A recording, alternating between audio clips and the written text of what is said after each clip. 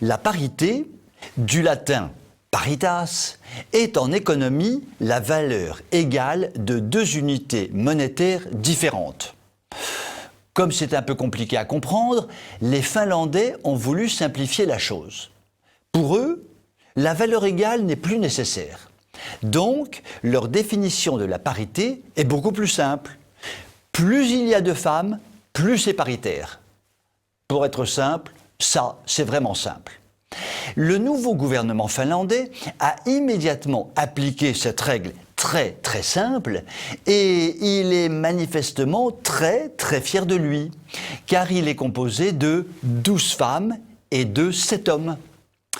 Vu de notre côté, je pense que les Finlandaises n'ont pas beaucoup réfléchi, car nous pouvons déduire de ce gouvernement que 7 hommes valent 12 femmes. Avouons-le, les gens de TV Liberté ne sont pas les derniers des crétins. Revenons à nos moutons, c'est-à-dire à ce gouvernement finlandais. Ce nombre impressionnant de femmes signifie-t-il que celles-ci ont été sélectionnées pour leurs compétences ? Nous pouvons en douter, tant l'idéologie semble être à la base d'une telle sélection. Le nouveau gouvernement paritaire est en effet mené par un Premier ministre, ou plutôt une première ministrette, au curriculum vitae en béton armé. C'est une femme donc, mais c'est aussi la chef d'État la plus jeune au monde et cerise sur le gâteau, non, ou plutôt cerise sur la tarte pour ne pas être accusée d'antiféminisme.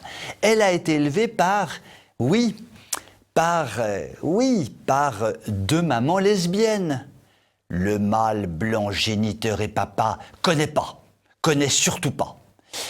Et comment que la première ministrette a justifié la composition de son gouvernement ? Je la cite.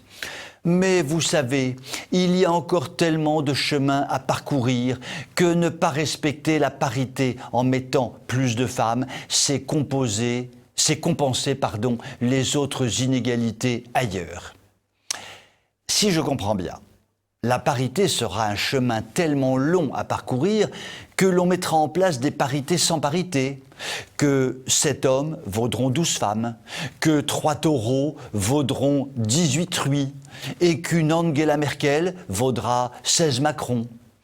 Et finalement, il y aura bientôt en Finlande un gouvernement composé exclusivement de femmes au nom de la parité. D'année en année, l'Europe donne au monde une image de plus en plus affligeante.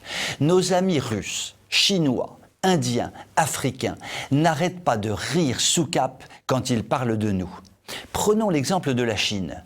Quand on est prêt à être la première puissance économique mondiale, qu'on est prêt à écraser le monde entier tel un rouleau compresseur, on ne peut que rire à gorge déployée en voyant ses partenaires adversaires mettre une femme élevée par deux lesbiennes au sommet de l'État, femme qui risque de transformer le Conseil des ministres en grand moment de crépage de chignons. Vous pouvez m'écrire si vous le voulez. À très bientôt.